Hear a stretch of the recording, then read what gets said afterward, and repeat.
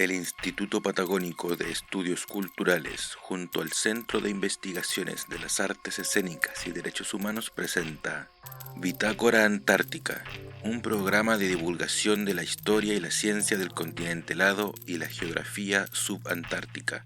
con la colaboración del Instituto Milenio Base y el Instituto Antártico Chileno.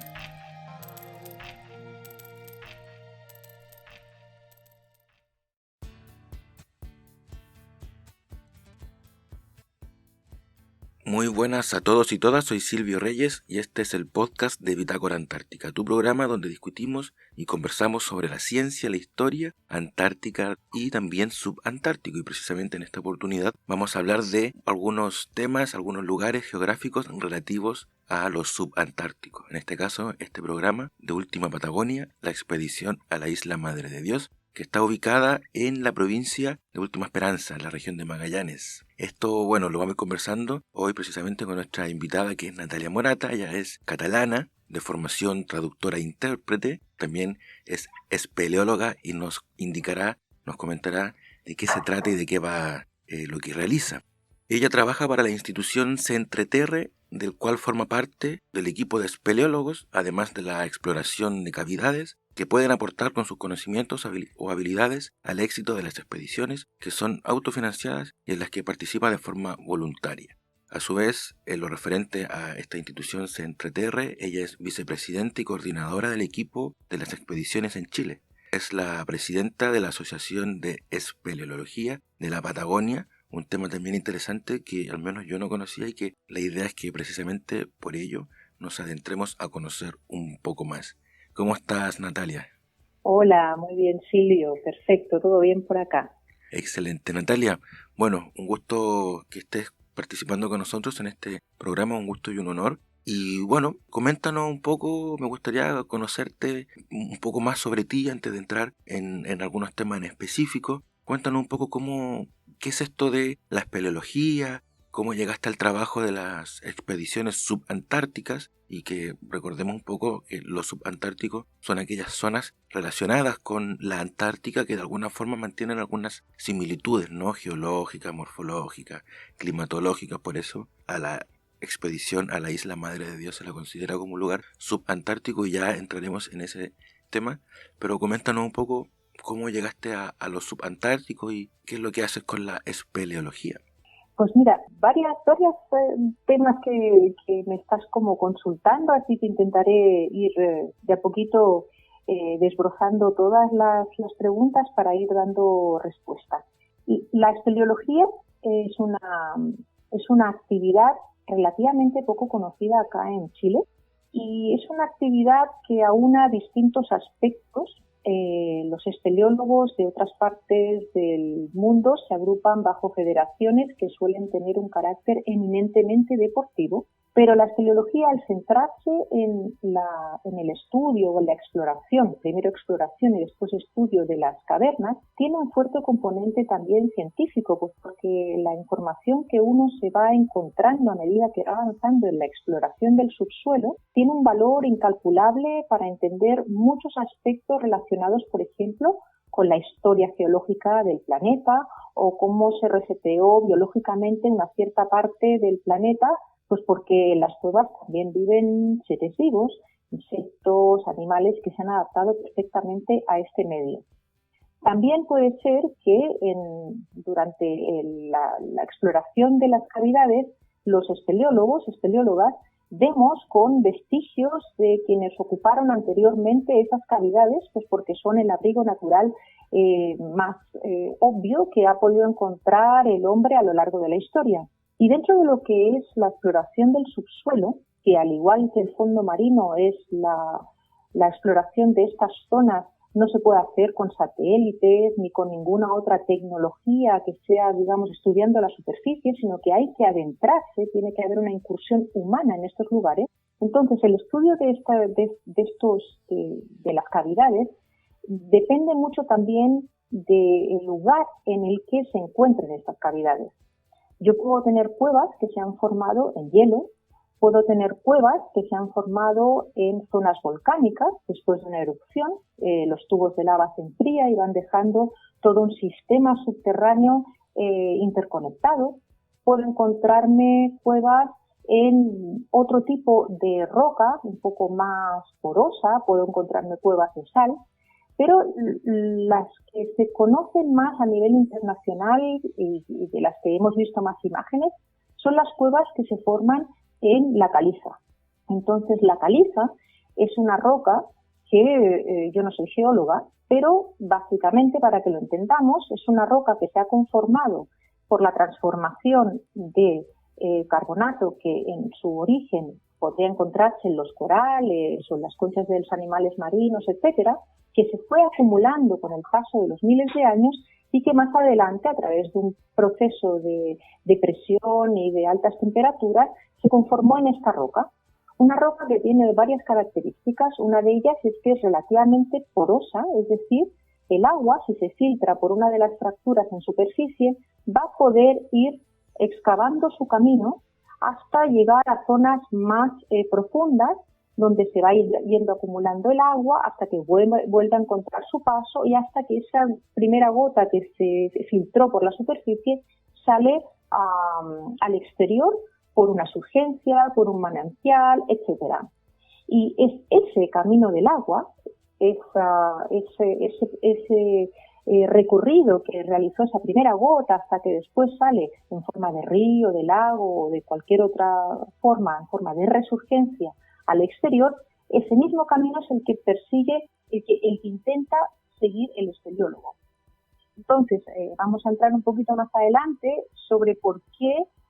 llama tanto la atención el hecho de que en una zona llamada subantártica, estamos hablando de la latitud 50-51 sur, de cara al Pacífico, es decir, en medio completamente oceánico, haya caliza. Porque yo hablaba antes que la caliza se da donde hace millones de años hubo arrecifes de coral. Entonces, eso se asocia normalmente a zonas más templadas del planeta. Y aquí estamos hablando de una zona fría. Entonces, la historia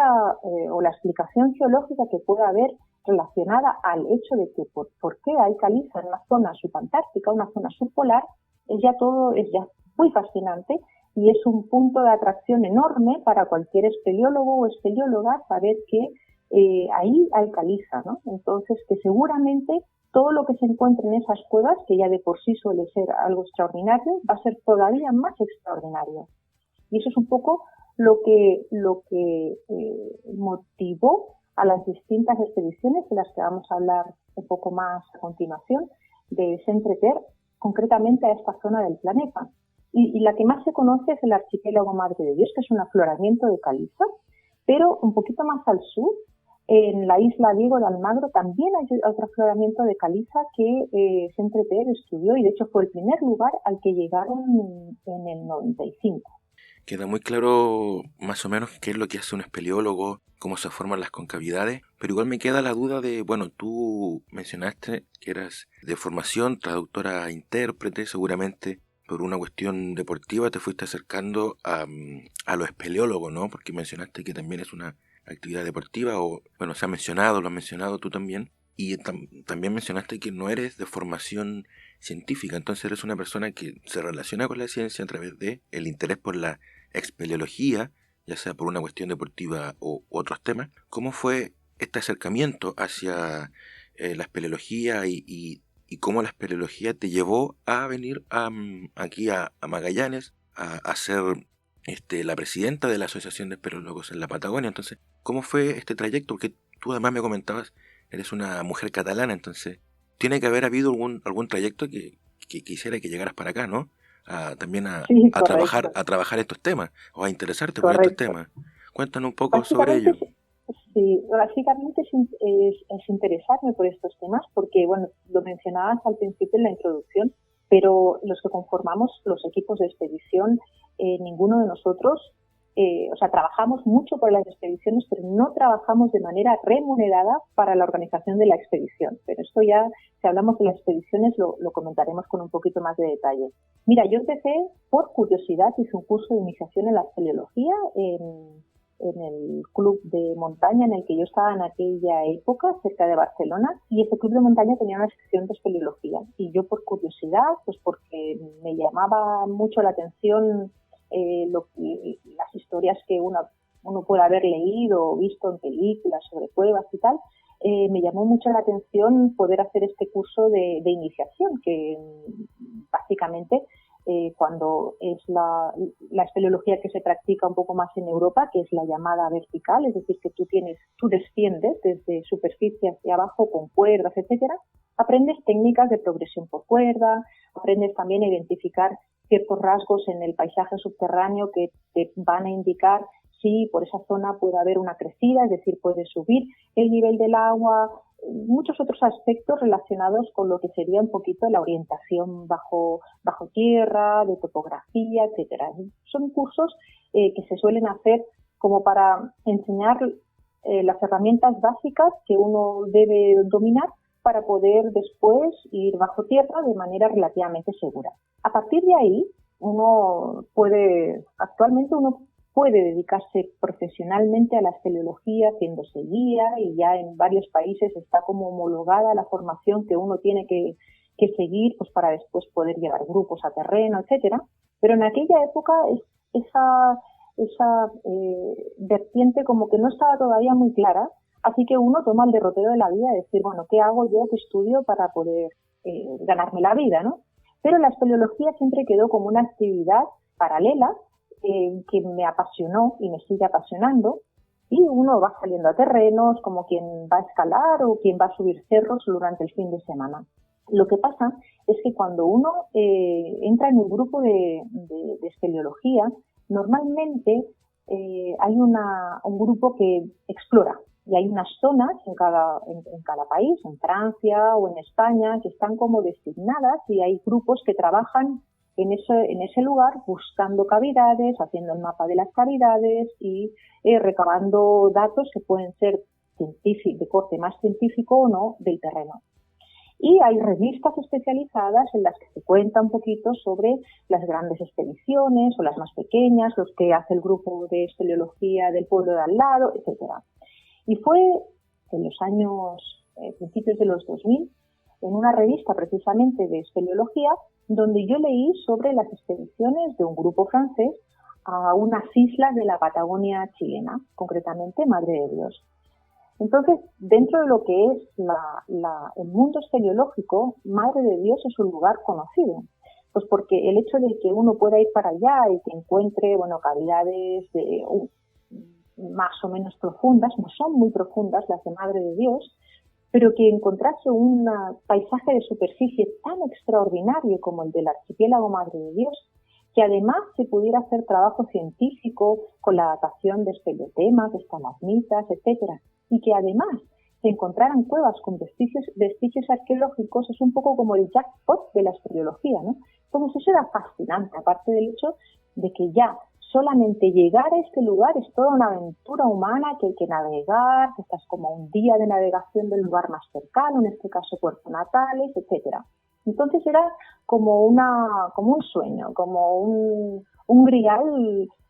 Madre de Dios para mí en aquella época.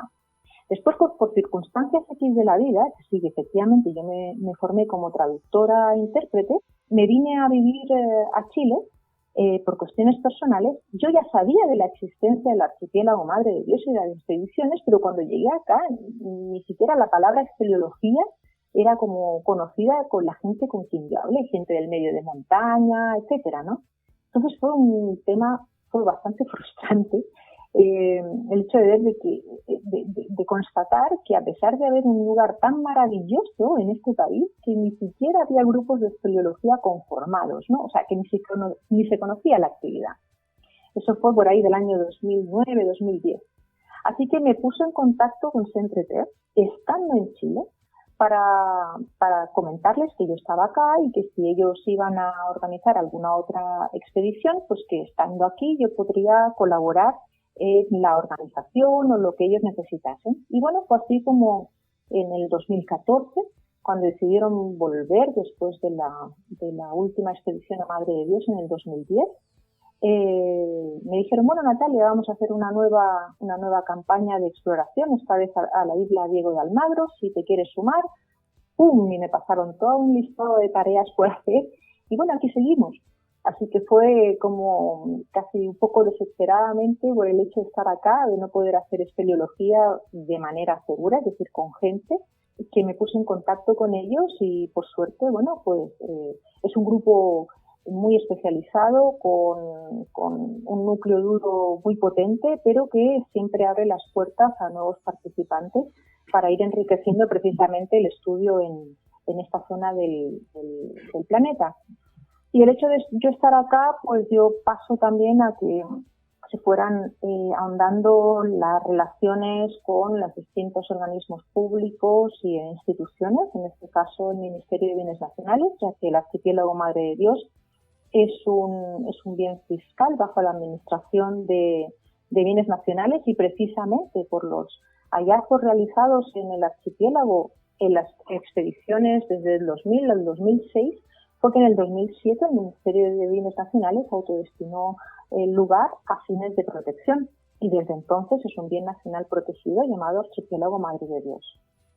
Me quedo reflexionando sobre, bueno, cómo, por ejemplo, desde personas sin una formación, podríamos decir, estrictamente científica, lo cual no quiere decir que no hayas estado ligada a la ciencia por interés, por gusto, porque, bueno, la ciencia es parte del conocimiento y de la cultura general, ¿no? Entonces uno puede tener cualquier tipo de profesión o oficio, interesarse por temas científicos, pero aún así me llama la atención de cómo puede haber ahí una colaboración, una imbricación en donde los espeleólogos no científicos, comillas, ¿no?, terminan colaborando con procesos también de investigación y producción científica en este caso, porque cuando ustedes van a las cuevas a explorar, también se sacan muestras. Bueno, eso lo hablaremos también a continuación, pero sacan muestras y ahí nos comentarás qué se hace con ella y qué investigación se hace, pero me quedo pensando en esta imbricación entre lo puramente científico que después personas analizarán en un laboratorio, en otra parte, y aquellos exploradores aventureros que les interesa explorar nuevos lugares, tienen este espíritu de aventura y gracias a ellos también se van conociendo nuevos lugares, sin necesariamente ser estudiosos y científicos de tomo y lomo. No sé si me explico, y al menos la asociación me parece bastante interesante y curiosa. Perfectamente, sí. Y dentro de ello, bueno, ya mencionaste tú cómo llegaste a Centreter. Coméntanos entonces un poco. Entiendo yo que desde hace algunas décadas, al menos de mediados de los 90, esta institución viene desarrollando investigación y exploraciones precisamente en la isla Madre de Dios, cuyo nombre ya es un poco curioso también, ¿no? Parte de los nombres que tiene la geografía aquí en Magallanes, un poco siempre nombres medio tristes a veces o rimbombantes como Madre de Dios, ¿no? Esta institución, Centeter, viene desarrollando esa exploración e investigación en esta isla, investigaciones que se llaman, o exploraciones Última Patagonia. Y bueno, coméntanos un poco cómo parte esto. Tú estuviste en la última exploración, precisamente lo comentaste ahora, entre fines de 2022, principios de 2023. ¿Qué es lo que se hizo en esta exploración? ¿Qué nueva fase se desarrolló en esta exploración a diferencia de las anteriores? ¿Cuál fue ahí la dinámica? Efectivamente, voy a retomar uno de los aspectos tan interesantes que has mencionado. Efectivamente, el espeleólogo o nosotros no tenemos, la mayoría del grupo no tiene un corte, o sea, formación científica en un área específica. Sin embargo, a lo mismo cuando vas a la montaña o cuando vas a escalar o cuando haces algún tipo de actividad en la que estás en relación estrechísima con la naturaleza, tienes que poder saber interpretar los indicios y mensajes que te está dando la naturaleza por un tema de seguridad solo. Por ejemplo, saber interpretar si una nube tal o una nube cual indica lluvia o no, o qué significa que esté soplando el viento de una dirección determinada, etcétera. Entonces, los conocimientos que ha aportado la sistematización de la información recabada en terreno, que sería finalmente la ciencia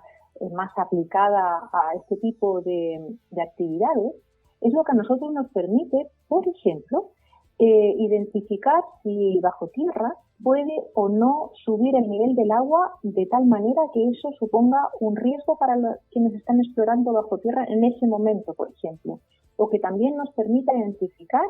si un tipo de roca determinado que yo veo en superficie, en el contacto con otra, da mayor o menor potencial de que ahí se formen cuevas. Nada es matemáticamente exacto en las ciencias de un corte más geográfico, pero sí que la ciencia me ayuda a entender muchas cosas, y uno de los primeros aspectos que recabamos, o que yo me atrevería a decir que nosotros recogemos, son aspectos relacionados con la seguridad. Cómo interpreto yo los indicios que me está dando el territorio, el terreno, para saber si me estoy exponiendo o no a una acción un poco más o menos arriesgada. Y a partir de ahí es curiosidad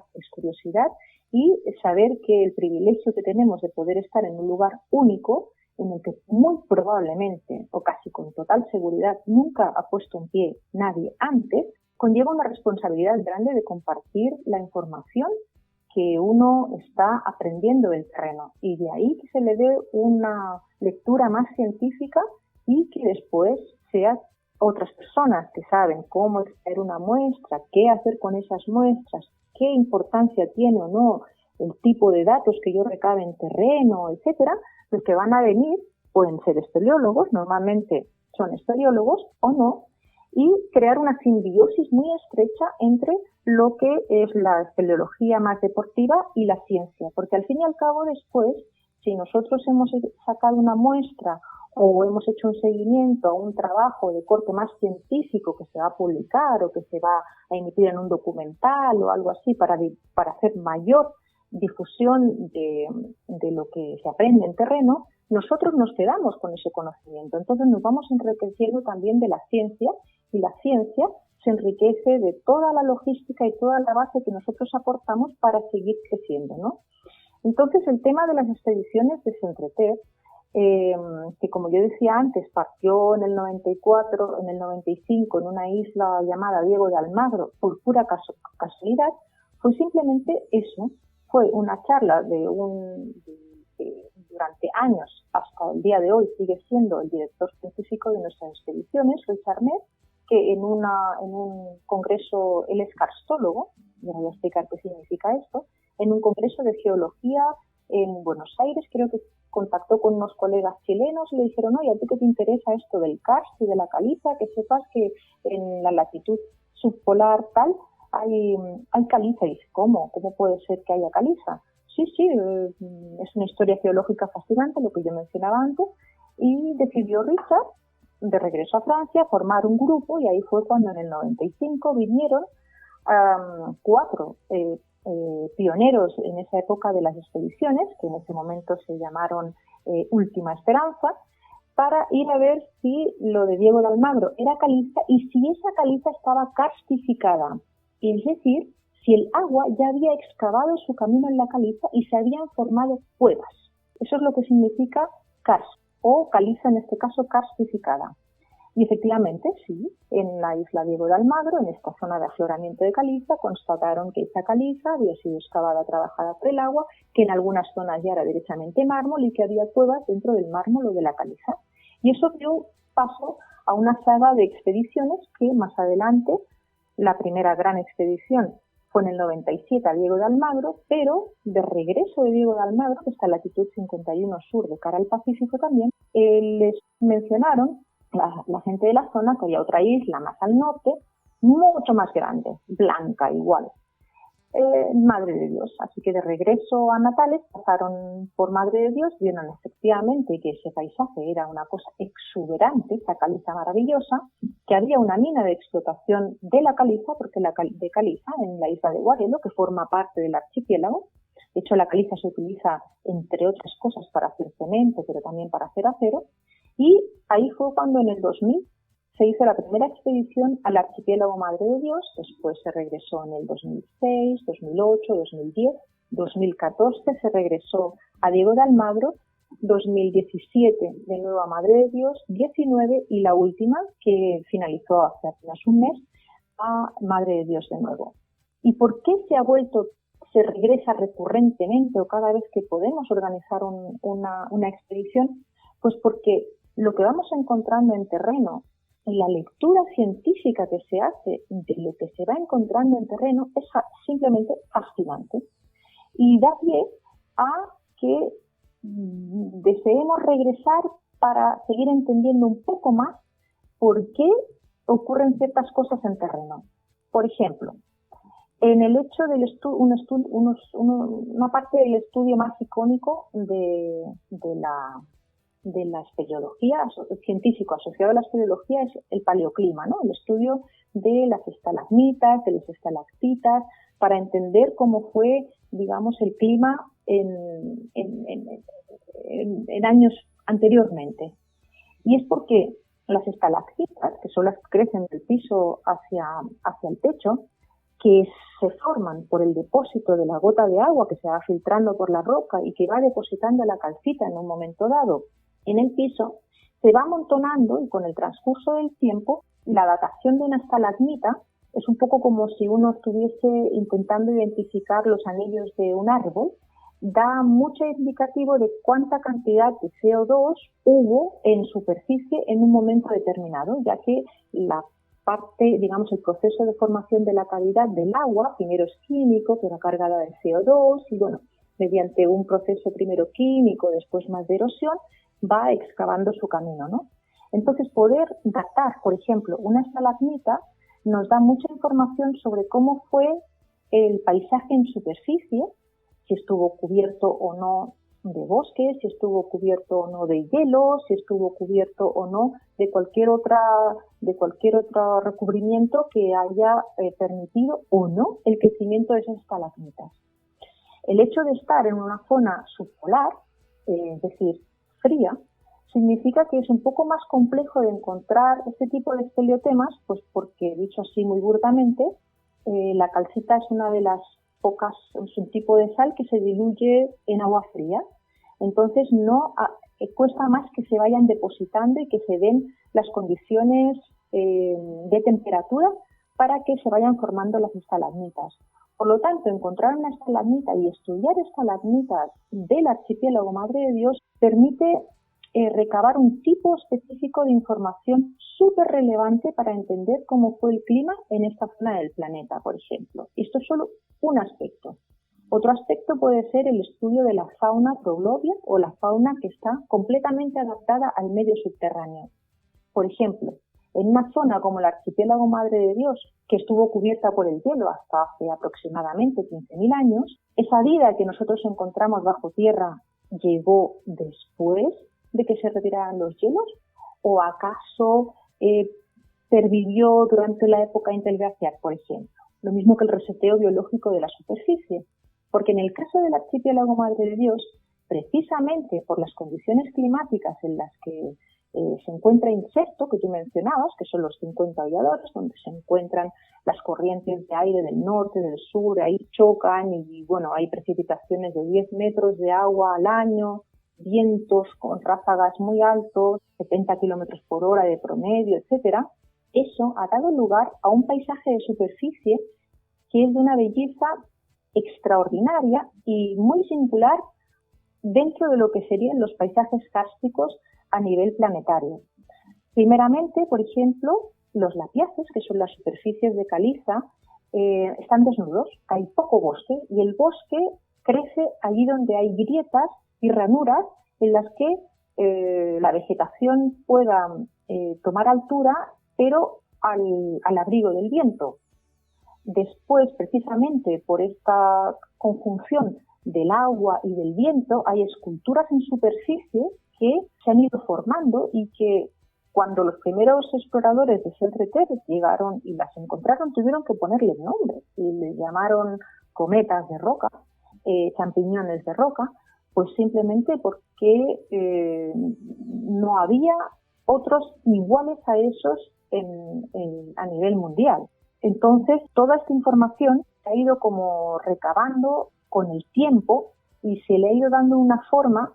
que en el intercambio de información con el Ministerio de Bienes Nacionales, por ejemplo, que es nuestro interlocutor acá, con el paso del tiempo se ha ido como perfilando la idea cada vez más clara de que este lugar tiene un valor excepcional y que sería digno de ser postulado a Patrimonio de la Humanidad, por ejemplo. Entonces, ¿qué tiene que ver esto con la espeleología? Bueno, simplemente que parte de la curiosidad por la exploración, por el conocimiento del territorio, dio lugar a una serie de trabajos que impulsaban otro tipo de investigación. En el caso del paleotema, y bueno, yo puedo estar hablando horas, tú ahí me cortas, si me extiendo mucho. Por ejemplo, yo comentaba que es bien complejo encontrar espeleotemas en esta zona, en latitudes tan australes y en zonas tan frías. Sin embargo, hemos encontrado. Y las estalagmitas se van formando, yo decía antes, porque el agua va precipitándose y que se va filtrando por la roca, es decir, agua, estamos hablando de agua en estado líquido, no en estado sólido. Entonces, cuando la superficie estuvo cubierta por los hielos, lo más probable es que no hubiese formación activa de estalagmitas, pues porque no había filtraciones de agua. Y eso se corroboró durante varios años y varias expediciones con las estalagmitas que se fueron datando, que dieron 13.000, 11.000 años de antigüedad. Sin embargo, en el año 2019, en la parte norte del archipiélago Madre de Dios, se logró encontrar una cueva con numerosas estalagmitas, y una de las que se dataron dio un resultado sorprendente, y es que empezó a formarse hace 186.000 años y dejó de crecer hace 116.000 años. Con lo cual, estamos en pleno periodo glacial. ¿Y cómo fue que se formó esta estalagmita si supuestamente la superficie estaba cubierta por el hielo? Entonces eso hace que se dejaron, aparte de la datación, haya que volver a terreno a corroborar que efectivamente esos datos están sustanciados y que no ha habido ningún error. También se dejaron sensores de temperatura, láminas de vidrio para ir midiendo la velocidad del depósito de la calcita, y, por ejemplo, en esta expedición del 2023 se regresó a esa cueva para volver a extraer una muestra y recoger todos los datos que se habían ido registrando desde el 2019 a la fecha en términos de temperatura, de deposición de calcita, etcétera. Y así con muchas otras tipo de estudios que se van dando y que se han ido conformando el grueso de la expedición y el equipo, que ahora mismo abarca desde la biología hasta el paleoclima, la microbiología, en colaboración con la Universidad Andrés Bello, en, por ejemplo, el estudio de uno de los animales más icónicos de las cuevas, como son los murciélagos, con un investigador especializado de aquí de Chile, que se llama Gonzalo Osa, y todo eso va sumando al conocimiento tanto de superficie como del subsuelo del archipiélago Madre de Dios. Y bueno, esta expedición a nivel espeleológico puro y duro, estuvimos en una zona con unas cavidades maravillosas que ya apuntan a un sistema subterráneo interconectado. Exploramos y topografiamos como 7.500 metros de galerías subterráneas, pero con un potencial bastante grande que nos anima estamos ya pensando en el siguiente proyecto de expedición, a lo que se le va a sumar todo lo que el trabajo en laboratorio arroja como resultados de las muestras recogidas en terreno durante esta última expedición. Así que, digamos, seguro que salen cosas que va a echar por tierra algo de lo que nosotros pensábamos que era de una determinada manera y que después vemos que es otra distinta, y eso hace crecer aún más la curiosidad por el lugar, aparte del, obviamente, el apego que ya sentimos a este territorio y sobre todo a las cuevas del archipiélago Madre de Dios. Me quedo pensando un poco en esto de los pelotemas, que son las estalagmitas, estalactitas, que tienen nombre distinto, entiendo yo, para las que crecen del suelo hacia el cielo, de las que crecen del techo hacia abajo, e incluso las que crecen como de lado, ¿no? Entiendo, como del costado de la muralla de manera horizontal. Pero bueno, de alguna forma funcionan como testigos del tiempo, ¿no? Que generan indicaciones o indicadores de cómo fue el clima u otra variable en torno al análisis geológico, climatológico. Y conforme han habido estas expediciones que ustedes han hecho, los distintos análisis que se han hecho, se han tomado de las distintas estalagmitas, no sé si han podido tener resultados de cómo ha ido evolucionando el clima en esta zona. Bueno, sabemos que hubo un periodo glaciar y que no estuvo durante mucho tiempo con glaciares, pero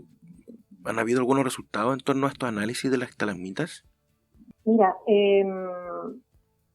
más sorprendente fue este último que yo te mencionaba, el hecho de que esta estalagmita tuvo su periodo de formación o de crecimiento cuando esa zona estuvo cubierta por el hielo. Entonces, en ese lugar o en la superficie de la zona donde se encuentra esta cueva, en concreto, tienen que haberse dado unas ciertas condiciones que hayan hecho que esa zona no estuviese cubierta por el hielo. Porque para que se forme una estalagmita tiene que ser agua líquida. Entonces, eso ya de por sí da lugar a ciertas hipótesis, si es que por el tipo de vientos que soplan de esa zona estuvo descubierta, no estuvo cubierta por el hielo, hubo una especie de nunatak o algo así, pero para poder seguir como entendiendo y como reestructurando lo que puede haber sido el paisaje de superficie, se tienen que corroborar los datos que se extrajeron, en este caso en el 2019. Así que este año se ha regresado a esa cueva para ver si, con la datación de otros peleotemas, de otra estalagmita, las estalagmitas en este caso suelen ser más estables y suelen arrojar más tiempo a nivel de datación que una estalactita, que son las que crecen, como tú bien decías, del techo hacia el piso. Las que crecen en el piso, esas son como las más interesantes porque almacenan mucha más información, porque son un poco más sólidas, básicamente, ¿no? Entonces, para poder llegar a una posible explicación de cómo puede haber sido el clima en ese lugar en concreto, o qué condiciones se tienen que haber dado para que hubiese precipitación y filtración líquida por la superficie hacia la zona donde se encontró esa estalagmita, hay que regresar. Pero en sí, el archipiélago Madre de Dios, precisamente por ser caliza que está como desnuda, poco cubierta por el bosque, digamos en la superficie más expuesta, también cuenta de manera muy elocuentemente qué es lo que ocurrió en el lugar. La caliza, como yo mencionaba antes, es, digamos, un tipo de roca, vamos a llamarle bastante porosa, es decir, el agua puede dejar marcas. Es como bien evidente lo que puede haber ocurrido en superficie, pues porque las marcas quedan en la roca, ¿no? En el borde, todo el borde alrededor del archipiélago Madre de Dios, en la zona donde la caliza cae directamente al mar, hay una especie de muescas marinas que son como surcos horizontales que en superficie pueden llegar hasta los 3 metros de altura y bajo el nivel del mar descender hasta como 25 metros, que son los indicativos de los distintos niveles del agua o del mar con respecto al continente. Y bueno, ¿por qué hay sobre el nivel del mar y por qué hay bajo el nivel del mar? Una de las explicaciones es que las que están sí, bajo el nivel del mar, bueno, puedo hacer una pregunta un poco obvia, pero quizás no tanto. ¿Están cubiertas de agua estas? ¿Se hace buceo o no están cubiertas de agua y finalmente son túneles que descienden por debajo del nivel del mar, pero que no están cubiertas de agua? Tienes varias formaciones ahí. Unas son estas muestras que yo te digo que son como horizontales y que tú puedes ver buceando la pared de caliza que está bajo el nivel del mar y que tiene estas marcas, digamos, de los distintos niveles del mar en las distintas épocas. Y después tienes conductos que salen del macizo de caliza, más horizontales, que desde el macizo hacia el exterior salen, que normalmente, si están bajo el nivel del mar, están inundados de agua. Y ese es el sistema, el desagüe de todo el macizo de caliza hacia el exterior. Y ese tipo de cavidades son exploradas por nuestro grupo de espeleobuceo, que es exploración subterránea de zonas inundadas y por lo tanto tienes que utilizar un mix entre el buceo y la espeleología. Entonces, estas muescas que tú ves bajo el nivel del mar, que los buzos pueden ver bajo el nivel del mar, lo mismo que las acanaladuras, que son otras marcas que el agua ha ido dejando como surcos verticales en toda la superficie de la caliza. Las horizontales son indicadores de que en algún momento esta zona, cuando los hielos empezaron a retirarse, el archipiélago, al verse liberado del peso del hielo, paulatinamente fue emergiendo y por lo tanto fue bajando, o sea, subiendo con respecto al nivel del mar. Pero a la vez se daba otro fenómeno simultáneo, que era el deshielo. Con el deshielo fue subiendo el nivel del mar. Y esta, digamos, simultaneidad de fenómenos fue lo que con el paso del tiempo quedaron reflejados y marcados en las distintas muescas horizontales que tiene el archipiélago Madre de Dios en aquellas zonas donde la caliza da directamente al mar. Las acanaladuras que yo mencionaba, que son como surcos verticales, que también son súper evidentes en el caso del archipiélago Madre de Dios, son las marcas que dejó el agua escurriendo por la superficie y que no llegó a excavar su paso hacia el interior del macizo, digámoslo así. Entonces, el estudio, por ejemplo, de las acanaladuras también permite entender cuán rápida se dio la disolución de la caliza en superficie. De hecho, la velocidad de disolución de la caliza en el archipiélago Madre de Dios es de las más rápidas a nivel mundial. Entonces, esto significa que se pierde mucha caliza a lo largo de un año, y esto en parte también es porque llueve muchísimo en esta zona. Entonces, todos estos indicios o toda esta información que arroja el paisaje, bien identificada y medida con procedimientos científicos, etcétera, es lo que te permite reconstruir las condiciones climáticas que se dieron en esta zona. Básicamente muy marcada por el retroceso de los glaciares, pero no solo, porque estas cuevas probablemente empezaron a formarse antes de que se retiraran los glaciares. Y ese tipo de información también la encontramos en el subsuelo, por ejemplo, en los sedimentos que hay en algunas galerías subterráneas, que pueden tener varios metros de espesor, estos sedimentos o barbas glaciares, y el estudio de ellas te permite entender qué fue lo que fue depositando el agua de deshielo, por ejemplo, bajo tierra, cuando deben haber circulado pero millones de metros cúbicos por todos estos conductos cuando se retiraron los hielos. Y de hecho, por eso también empezamos a hacer un trabajo en paralelo en Campos de Hielo Sur, en varios glaciares, para entender la dinámica de lo que es la circulación del agua de superficie, que cuando se filtra en el hielo, y la dinámica que se crea para entender un poquito cómo fue la génesis de probablemente de la mayoría de las cavidades del archipiélago Madre de Dios, que son relativamente nuevas. Una de las cosas que mencionaste me hace pensar en la cosmogonía o lo que se llama mitología. Puede ser Cahuéscar, o incluso también me hace pensar en la Huilliche Chilota, ya que en esta simultaneidad donde al retirarse los hielos ya no está el peso de los glaciares sobre las islas, hace que suba de alguna forma la altura del cerro, ¿no? Y a su vez también el nivel del agua. En el caso Huilliche se menciona esto en la historia de las serpientes Kaikaibilú y Trentrenbilú, que quizás tiene algún parangón con las historias del diluvio, donde Kaikai sube el nivel del agua para acabar con la humanidad de ese entonces, y Tren sube los cerros para salvar a la gente y que ésta no se ahogue.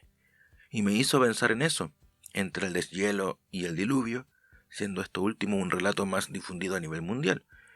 Y bueno, me quedo pensando en el conocimiento que se puede extraer del deshielo y cómo científicamente lo podemos conectar con los mitos, por ejemplo, por decir algo, ¿no? No en un sentido fantasioso, sino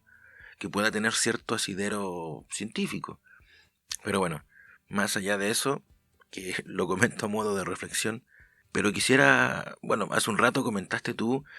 algo sobre los champiñones y cometas de piedra. Y yo he visto algunas imágenes en los estudios que ustedes han publicado, pero me gustaría que nos comentaras un poco más qué son estos champiñones y cometas. Hablábamos del deshielo, de la historia, digamos, geológica y el clima de esta zona, cuando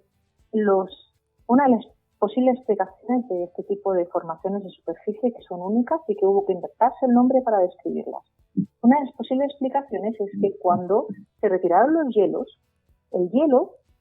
al derretirse, dejó depositadas sobre esta superficie de caliza bloques erráticos de otro tipo de roca, más a lo mejor origen ígneo o de arenisca o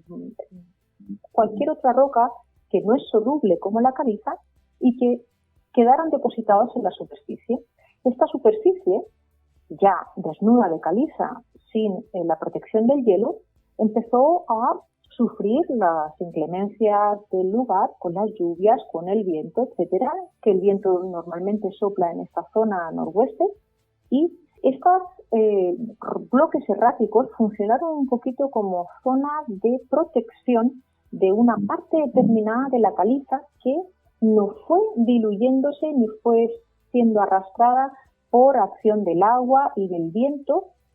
en aquellas zonas que quedaron al alero o protegidas del bloque errático. Entonces tienes varias formaciones, pero las más características son los cometas de roca, que es un bloque más tipo color café, más oscuro, normalmente de arenisca, y detrás hay como una especie de cresta de caliza que ha quedado protegida del viento predominante en esta zona que, como yo mencionaba antes, suele ser noroeste. Entonces te recuerda a un cometa. Tienes la cabeza y tienes como la cola que está detrás y que ha sido medida y todo con anemómetros y con pluviómetros para entender un poquito la velocidad en la que se van formando este tipo de formaciones de superficie que son únicas. Y luego tienes otra formación que también obedece a la misma lógica, es decir, un bloque no soluble que protege al resto de la zona de caliza, que son los champiñones, que crecen verticalmente y tienes una cabeza enorme, por decirlo de alguna manera, que recuerda a una de las portadas de uno de los cómics de Tintín, que salía un champiñón, por eso se le pusieron champiñón de roca, y abajo un pedestal de caliza. Y toda esa diferencia entre lo que te da, digamos, la altura del pedestal de caliza es lo que se ha perdido en caliza desde que ese bloque se depositó en superficie. Y a veces tenemos champiñones de roca con un pedestal de hasta 3 metros de altura. Es decir, que ahí lo que va a durar ese champiñón va a ser lo que el viento quiera y la fuerza de la gravedad permita. Porque claro, en algún momento se van a caer y de hecho se va a caer el bloque porque se va debilitando el pedestal, pero en aquellos en los que se ha encontrado todavía y que se han podido hacer mediciones, que son numerosos, y en esta última expedición encontramos un campo, un bosque de champiñones de roca y de cometas de roca maravilloso en esa zona. El estudio de este tipo de formaciones de superficie, que por otro lado es el criterio principal que sustentaría un expediente de postulación a Patrimonio de la Humanidad, el estudio de estas formaciones también nos permite entender, por ejemplo, cuánto llovió, cuánto viento ha habido en el pasado, etcétera, para hacer una simulación, digamos, de la disolución, de la velocidad de la disolución de la caliza en esta zona. Bueno, pues porque tenemos indicios de hace miles de años ahí, ¿no? Que son estas esculturas naturales del viento y del agua. ¿Y por qué lo llamamos así? Básicamente porque es lo que se le pasó por la cabeza, me imagino yo, a los primeros que se encontraron estas formaciones que no tenían como parangón directo en ninguna otra zona del planeta. También puedes encontrarte champiñones, pero que han crecido diagonalmente, que eso es más sorprendente todavía. Entonces tienes como un pedestal imagínate, no sé, un pedestal de caliza que sale del piso, que tiene un transcurso como diagonal y después este bloque Eso sí, no sé cuánto tiempo van a durar, pero ya son como virguerías de la naturaleza a nivel escultórico, ¿no? Y todo este tipo de material nosotros lo recabamos durante las expediciones, hacemos nuestro reportaje fotográfico e intentamos también siempre hacer, poder como compartir el conocimiento en terreno a nivel científico, sí, a nivel espeleológico, pero también para el público en general, para que se conozca lo que hay acá y también se proteja, se valore, ¿no? Entonces, ¿qué hacemos nosotros? Pues después de cada expedición hacemos un informe de expedición. El último informe de expedición de la expedición del 2019, por ejemplo, está alojado en la página del Ministerio de Bienes Nacionales. Tiene una página dedicada a todos los bienes nacionales protegidos y en uno de ellos, los bienes nacionales, digamos, naturales, ahí hay una página dedicada al archipiélago Madre de Dios. Hay imágenes del archipiélago Madre de Dios recabadas durante nuestras expediciones y ahí se puede bajar el último informe de la expedición. Los informes anteriores están en distintas partes como alojados, pero también se pueden conseguir. Los documentales que nosotros hacemos, el último, que fue el del 2019, que se tituló Última Patagonia, ese es un documental, al igual que el documental que se ha filmado o se ha grabado durante esta última expedición del 2023. Es un documental de 90 minutos que se emitió en el canal franco-alemán Arte, pero que acá en Chile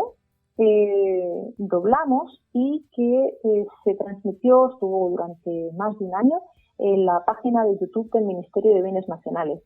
Lo que ocurre es que, bueno, por un tema de derechos que no nos pertenecen a nosotros, la productora a veces lo libera y se puede ver y otras veces no se puede ver. Entonces, los documentales, nosotros cuando están en línea avisamos que se pueden ver. Creo que por ahí tiene que haber alguno que se puede buscar, que alguien lo tiene que haber bajado y subido, siempre ocurre eso, pero nosotros no tenemos como la autorización por parte de la productora para emitirlos, ponerlos en línea, ¿no? Entonces, bueno, una manera que nosotros tenemos también de financiar nuestras expediciones es precisamente ya no solo aportando toda la logística para hacer un trabajo científico, sino también un trabajo de divulgación para que vengan equipos profesionales de grabación, como fue este caso y en la expedición del 2017 y en anteriores, para que filmen qué es lo que nosotros hacemos en terreno y después lo relaten de una manera amable y entendible para el público en general. Y son documentales con un relato, digamos, un poco más humano de lo que es la expedición, pero con mucha información científica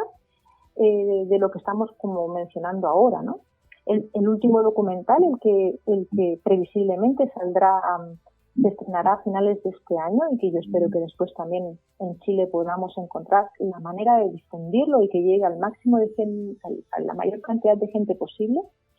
tiene también un componente que para nosotros es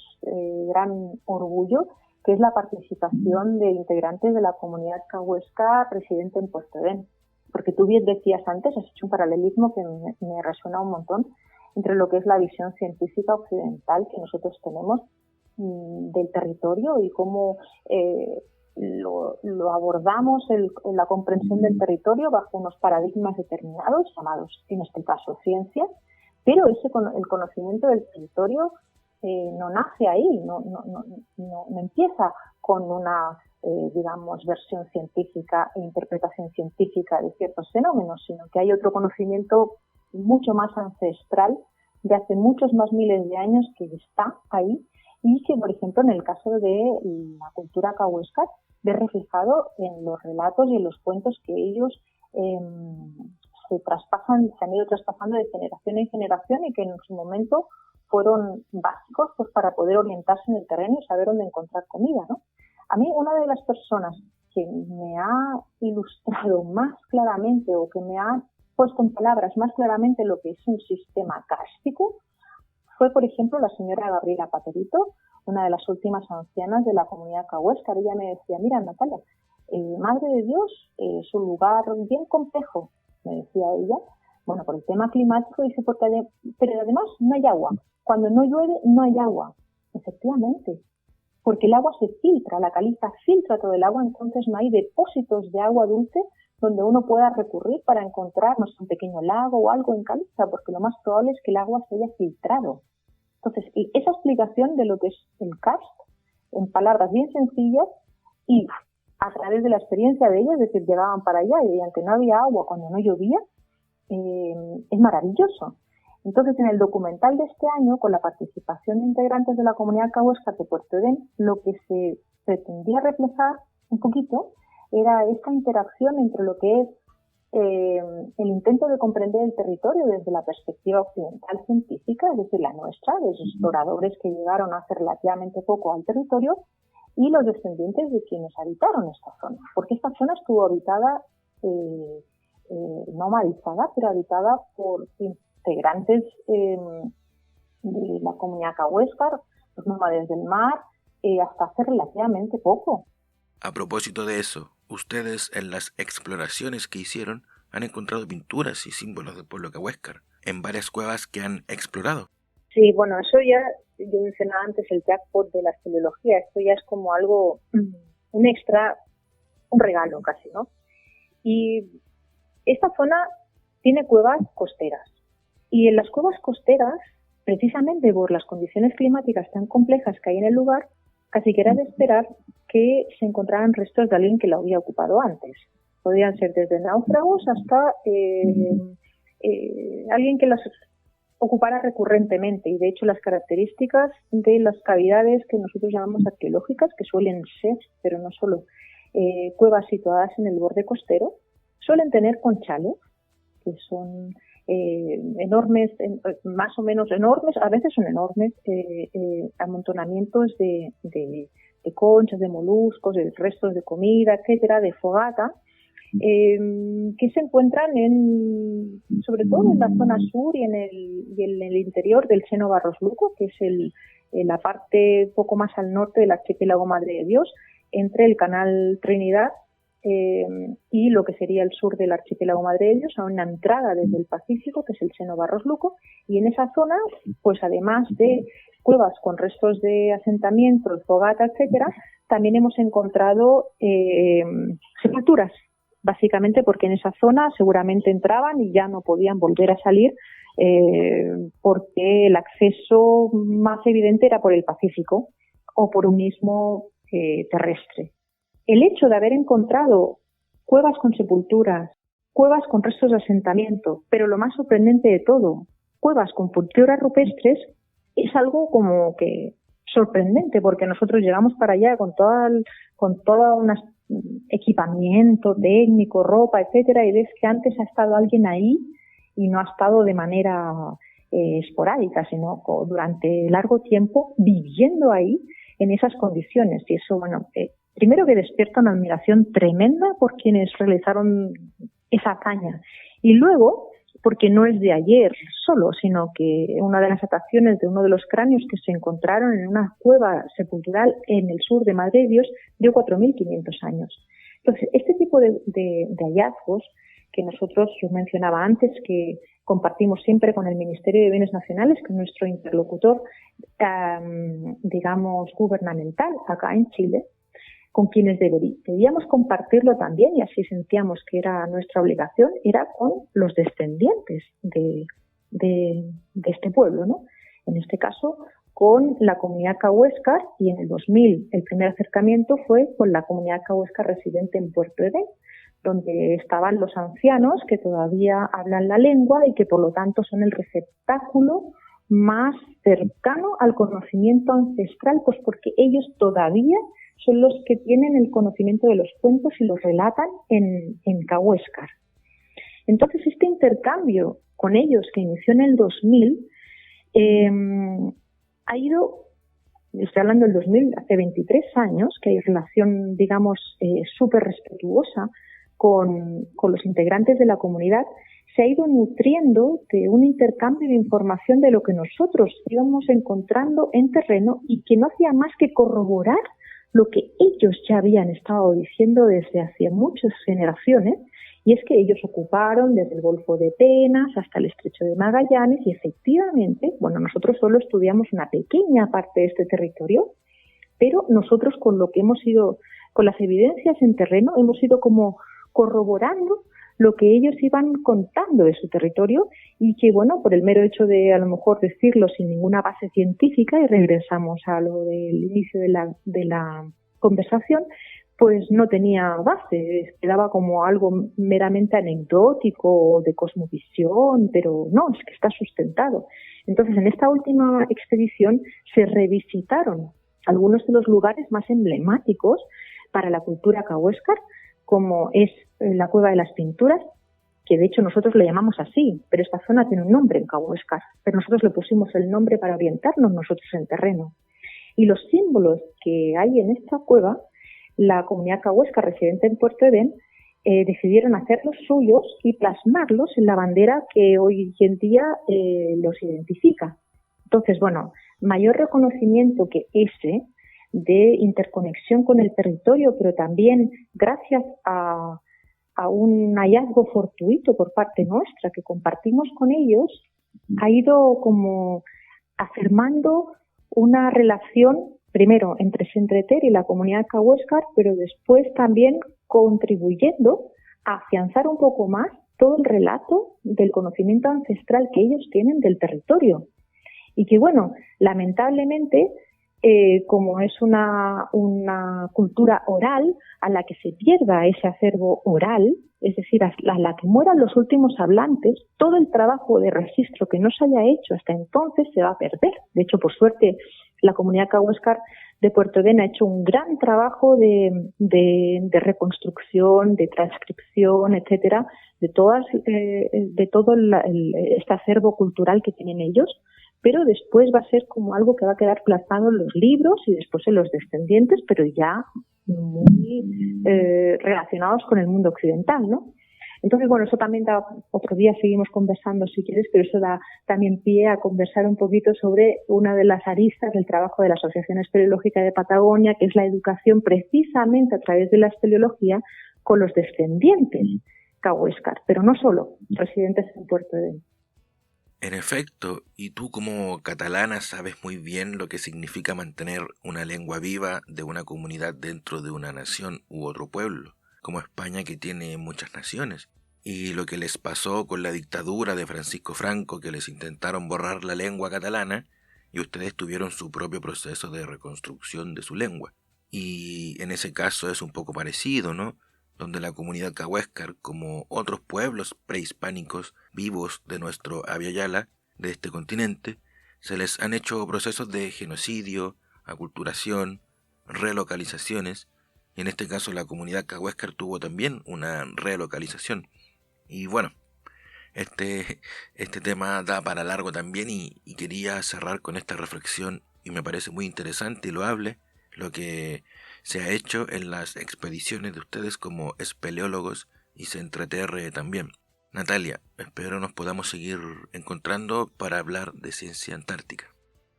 Muchas gracias a ti, Silvio, por este tiempo. Ha sido un placer conversar y nada, aquí seguiremos para seguir compartiendo nuestro amor.